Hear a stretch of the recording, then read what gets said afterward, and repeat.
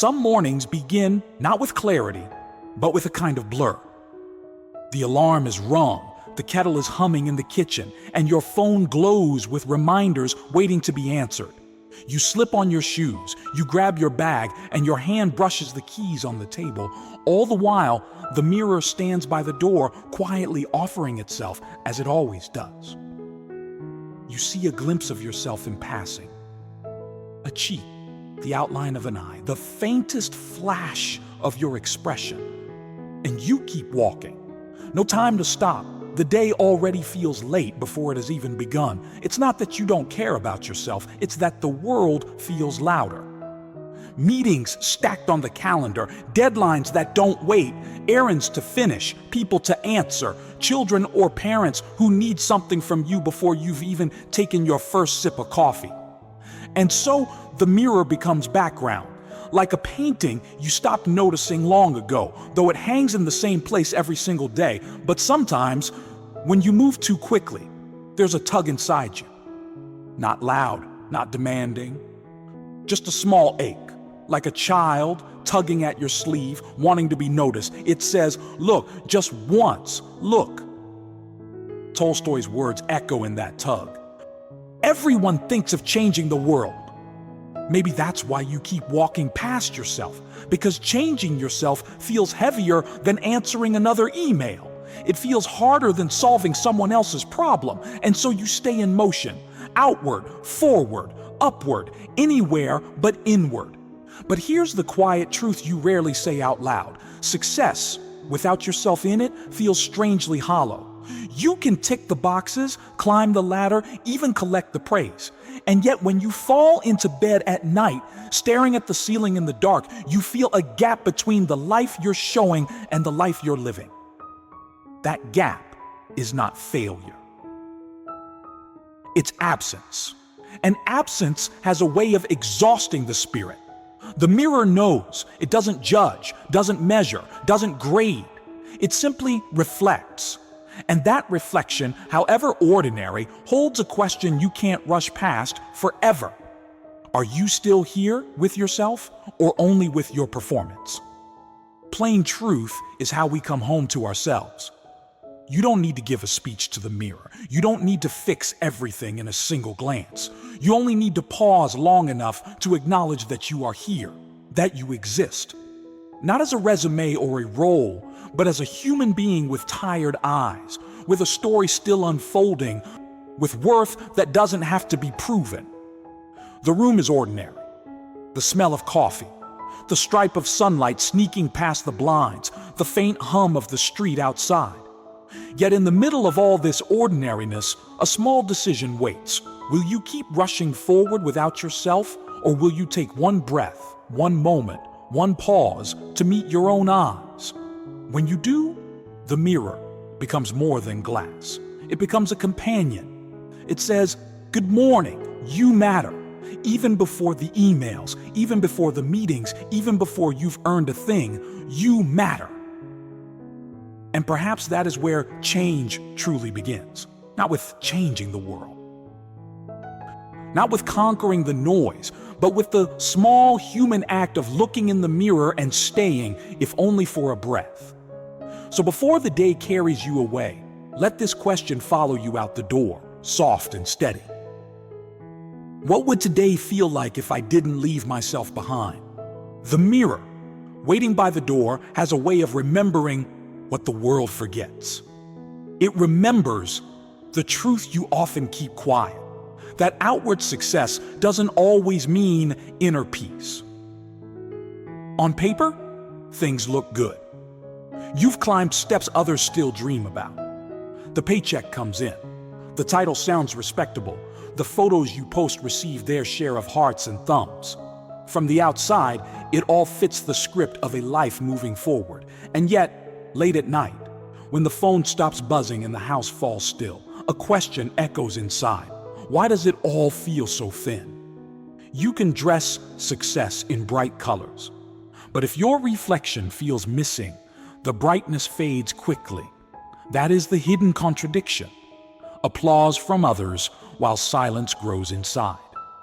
There are nights when the weight of the silence feels heavier than the day's noise. You lie awake staring into the dark and feel an emptiness you can't name to anyone. You wonder why you keep feeling like you're performing a role that no longer fits, like you've been applauded for showing up while you, the person behind the role, remain unseen. What's the point of applause if you can't look yourself in the eye? The mirror holds the cost of pretending. It doesn't accuse, but it doesn't flatter either. Its honesty is quiet, unchanging. It shows the tiredness around your eyes, the tension in your jaw, the way your smile sometimes flickers only for the camera, and yet you carry on.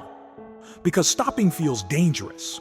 If you stop, you might have to face the truth you've been dodging, that you've built a life that looks whole but feels incomplete, that you've succeeded at everything except including yourself. It's not failure that exhausts you, it's this double life. One part of you praised, another part of you abandoned. Sometimes the signs surface in small, almost invisible ways. A marriage that feels like polite silence instead of laughter. A child's question that goes unanswered because you're too weary to meet their eyes. A conversation where you smile on cue but feel disconnected, as though you're floating above yourself, watching a version of you play along. But these cracks don't announce themselves with fireworks. They appear in subtle moments. The sigh you didn't mean to let out, the glance away when someone asks, "Are you really okay?" They appear when you scroll through photos, smiling faces captured in perfect light, and feel only the dull ache of knowing that smile wasn't real, and so you keep moving. The world rewards movement, promotions, deadlines, endless to-do lists. They cover the ache like a blanket too thin to warm you, but underneath, the cold still reaches. It takes courage to admit this. Courage to say, "I am tired of living without myself." Tolstoy once wrote about how we look outward, eager to reform nations, systems, whole worlds, while neglecting the quiet reform that begins in our own hearts. Maybe that is why the mirror feels so heavy. It asks for a revolution that begins not with noise, but with honesty. And here is the paradox. You don't need to fix everything. You don't need to leap into a new life overnight. You only need to tell yourself the truth. Not for others to hear, not for likes or applause, but for you. Because plain truth is the beginning of coming home. If you've ever wondered why joy feels far, even in seasons of success, this is why. Recognition without presence isn't joy. It's self-abandonment.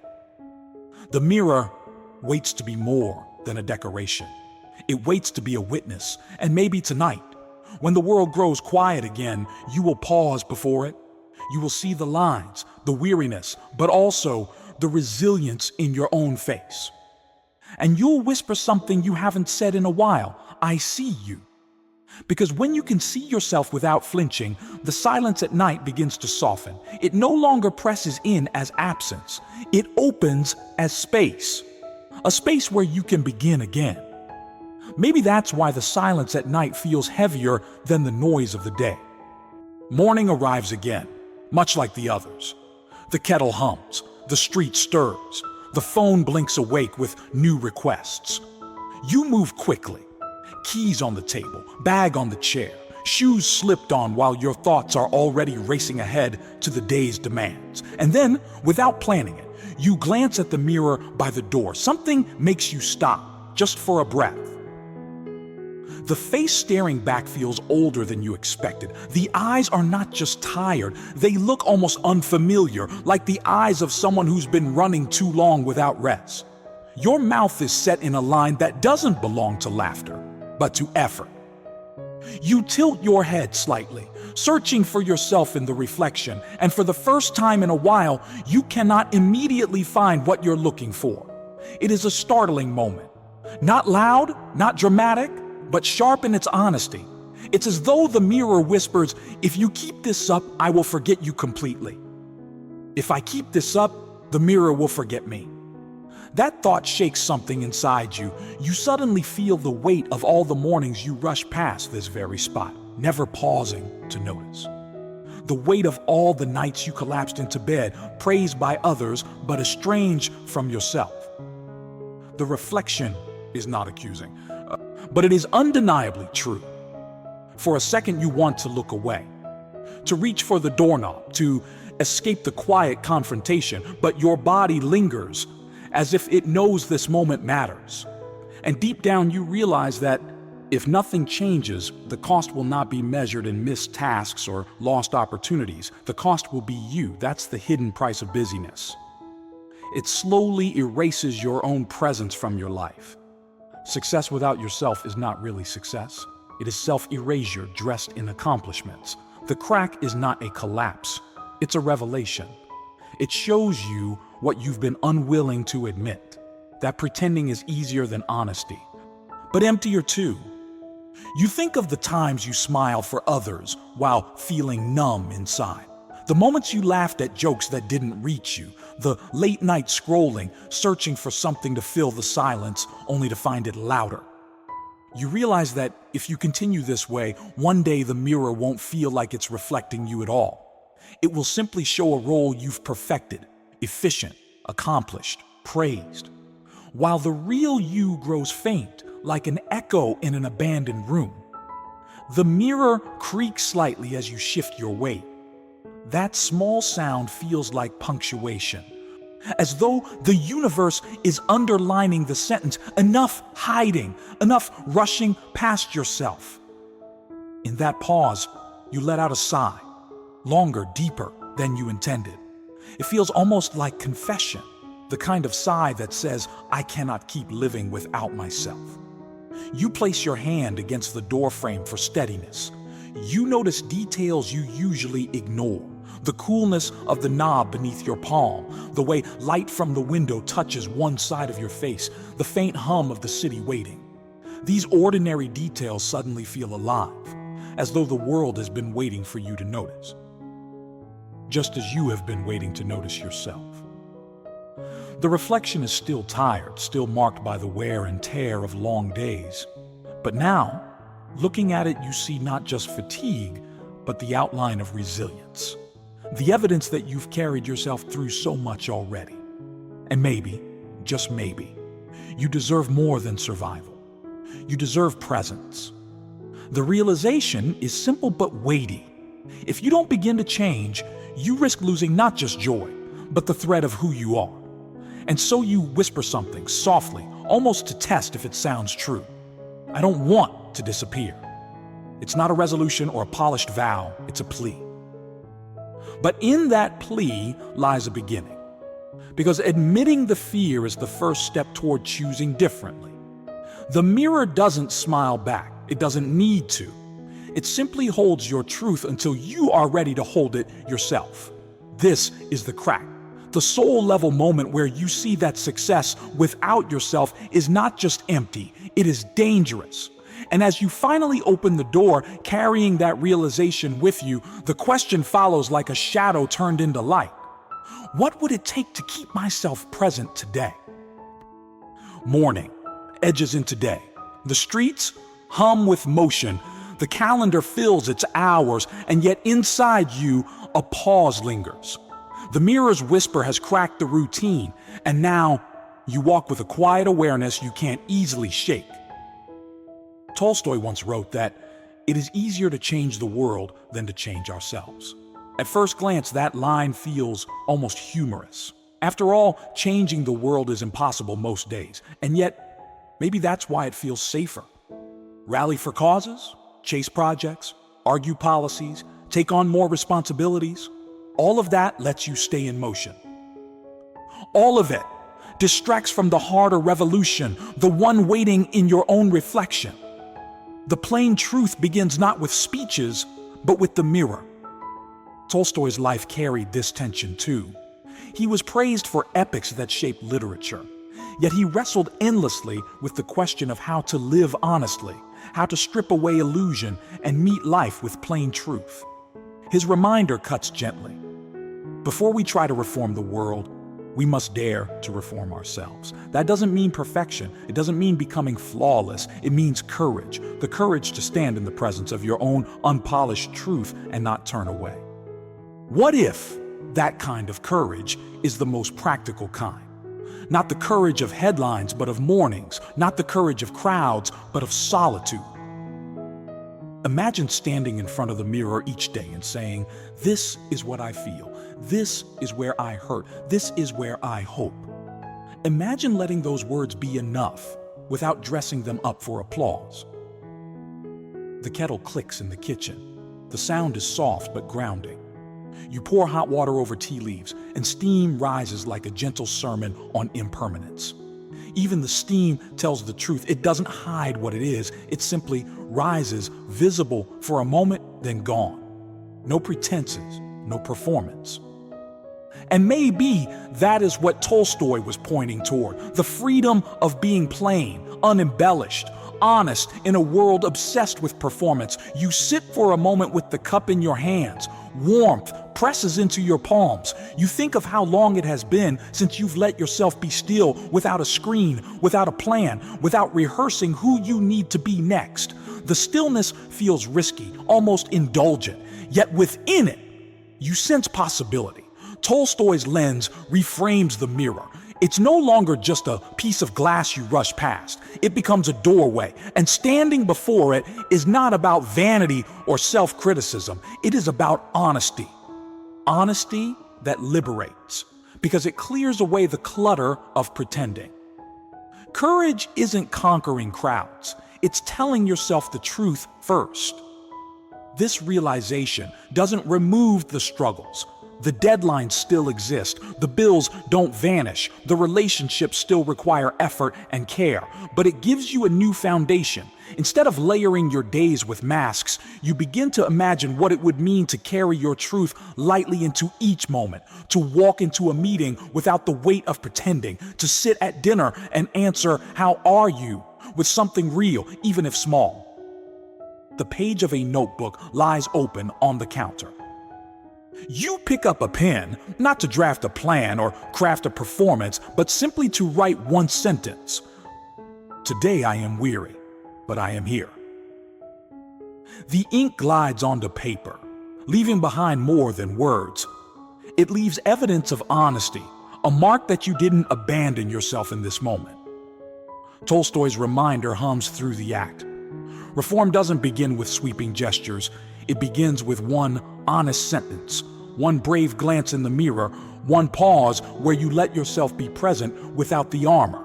The kettle cools, the steam fades, the cup warms your hands. And you realize this: telling yourself the truth doesn't make life heavier, it makes it bearable. Because the burden of pretense is far heavier than the weight of honesty. Cliffhanger. If truth is the doorway, are you willing to open it? The truth has a way of asking not for grand gestures, but for small ones. After the mirror's whisper, after Tolstoy's reminder, the question becomes simple: what now? How do you take this awareness, fragile as it feels, and place it into the fabric of an ordinary day? The answer is not in sweeping changes. It's in quiet practices, tiny, almost invisible steps that restore your presence to yourself. They are not revolutions others will notice. They are acts of belonging you offer to your own heart. One unpolished truth frees more energy than 1,000 polished masks. Try this. Stand in front of the mirror for one full minute. No phones, no rush, no performance, just you and your reflection. Whisper how you truly feel, even if it sounds clumsy. "I'm tired. I'm anxious. I'm hopeful." Whatever rises. The words don't need to be profound. They need only to be true. That minute may feel awkward at first, but awkwardness is a sign of honesty breaking through habit. Another small step: open a notebook, any page, and write one sentence that carries your truth. Not a whole journal entry, not a polished reflection, just one line. "Today I felt lonely. Today I laughed at something small. Today I wanted to quit." Over time, Those single sentences weave a quiet tapestry of honesty. They prove you are not invisible to yourself. And then, when someone asks, "How are you?" try answering with one real thing, even if it's just, "It's been a long week, but I'm hanging in." Or, "I'm tired, but grateful." You don't need to pour out every detail. You only need to let your answer belong to you, not to expectation. Each of these actions is small enough to fit into the pocket of your day, but together, they build a different rhythm. They shift the balance from performance to presence. Think of how much energy you spend polishing masks, curating words, arranging smiles, maintaining appearances. That energy can be freed, bit by bit, when you tell the plain truth instead. Honesty doesn't drain you, pretense does. The mirror, once ignored, becomes your companion in this practice. Each glance is an invitation. Will you show up for yourself today? Not in a dramatic way, but in the simplest way possible, by being honest. The pen scratching across paper becomes another symbol. The act is physical, grounded. It turns inner noise into visible ink, and every time you see those words later, you'll remember. You did not abandon yourself, and the conversations, however small, begin to change too. When you answer more truthfully, you create space for others to do the same. Honesty is contagious. A friend may feel relieved when your realness gives them permission to drop their mask. A colleague may sigh with recognition when you say you're struggling too. These are not world-changing acts, and yet in their quiet way, they are revolutionary. Because they shift the weight of your life back toward presence. They remind you that success is not measured in applause, but in integrity, the alignment between your inner life and your outer words. Transformation rarely begins with lightning. It begins with one honest breath. There will still be days you rush past the mirror, nights when you forget to write a line, moments when you slip into rehearsed answers. That's human. But each time you return to these small practices, you strengthen the thread of connection to yourself. Over time, that thread becomes strong enough to hold you steady when the world feels heavy. So here is your invitation for today. Choose one pocket action. Just one. Pause at the mirror. Write a sentence. Answer honestly. Begin there. Because every time you choose truth, even in its smallest form, you reclaim a piece of yourself. And piece by piece, you rebuild a life where success is no longer hollow, because it includes you. Evening has its own language. The house exhales as the day slows down. Outside, the street carries a softer hum, and the light turns golden, brushing the walls with calm. You set your bag down by the chair, kick off your shoes, and let the silence spread. And there, by the door, the mirror waits again. This time you do not rush past. You pause. The reflection looking back is not flawless. The eyes still carry the marks of fatigue. The mouth still hints at the weight of a long day. But there is something new, something subtle that you hadn't seen before. A steadiness, a presence. It's as if after all the rushing pomp, you have finally brought yourself home. The mirror is no longer skipped. It has become an ally. You think of all the mornings when the mirror accused you with its silence, when its truth felt unbearable. But tonight it feels different. Not kinder, not softer. The mirror hasn't changed. What's changed is the way you stand before it. For once, you do not avert your eyes. For once, you let yourself belong in your own reflection. There's no grand applause, no fireworks, only the quiet dignity of presence. And maybe this is what Tolstoy meant in his own restless search for plain truth, that the greatest revolutions are not loud but steady, not public but deeply personal. You take a slow breath, and in that breath you realize something. The person in the mirror is not a stranger, they are you. They have carried every burden, every long night, every hollow smile, and they are still here, waiting for you to notice, to acknowledge, to stay. What you feel isn't pride in the way the world usually defines it. It isn't about accomplishments or appearances, it is relief. Relief that you can stand here, imperfect, unfinished, and still worthy of your own gaze. Success without yourself is hollow. Truth returns you to your life. The mirror doesn't erase the noise of the world. Tomorrow will still bring its deadlines, its responsibilities, its uninvited pressures, but tonight you carry something different. A thread of honesty, a rhythm of presence, a reminder that you don't have to leave yourself behind at the door, and that reminder will change the way tomorrow feels. Not because the world will grow easier, but because you will grow steadier. You will walk into the day with yourself intact. You let your hand rest on the doorframe the same way it did this morning. But now, instead of rushing outward, you pause inward. You whisper quietly, "Thank you for staying." It may sound small, almost silly. But gratitude has a way of softening even the hardest edges. Gratitude for the reflection that stayed loyal, even when you ignored it. Gratitude for the chance to begin again, not with the world, but with yourself. Outside, crickets sing their nightly hymn.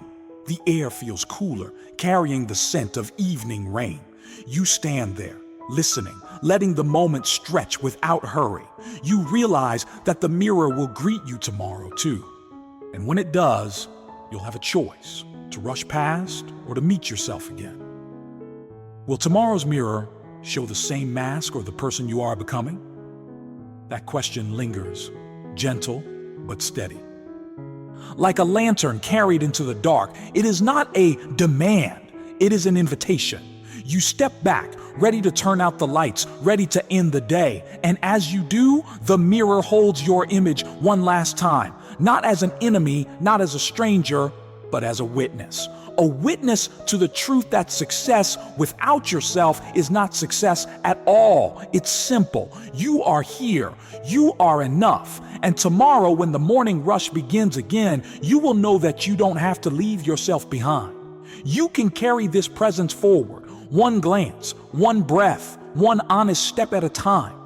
And that, perhaps, is the plain truth Tolstoy was pointing toward. That life does not ask us to be perfect, only present, to look in the mirror and to stay.